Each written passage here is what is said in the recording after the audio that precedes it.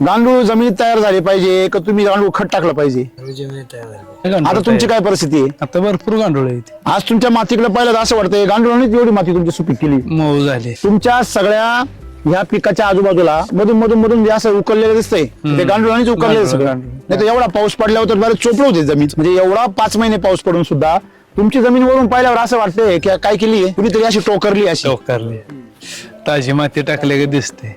सरांनी माती दिली बा, कशी वाटते माती हातामध्ये? पाऊस आहे बघा आता सकाळपासून किती हे बघा, हे खाली बाई पाय बघा माझी आहे का, आणि वर माती हा? आणि वर माती पा हाताला पण लागा नका माती बस. सगळ्यात महत्वाची गोष्ट, शेजारच्या वावरामध्ये ऊस आहे, अख्खं पाणी काय आहे वाहते आणि तरी ते खणलेलं नाही अजून सरेच अजून. आणि हे खणलेलं वर वर्म बनवलेलं आहे. म्हणजे इथली माती काय झालेली आहे, उपसा झालेली आहे. तरी पण पाणी अख्खं काय झालंय, जिरलंय. जिरले. बरं खालचं ठीक आहे, आपण असं समजूया खालचं गेलं वाहून, काही काही फार हुशार राहत तज्ञच राहत काही. ह्या बेडवरती तुम्ही बघा, इथं कोणीतरी पाय दिलाय बघा, इथे पाय दिलाय बघा, एवढी जागा काय झाली लगेच खाली गेली. सारखा पाऊस पडतोय आणि जमीन पावासारखी फुगेले काहीतरी.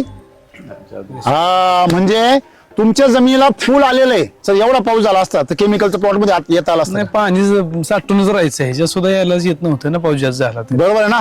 म्हणजे 3 वर्षामध्ये हा बदल झाला. बदल झाला. नापीक जमीन तुमची काय झाली, सुपीक झाली.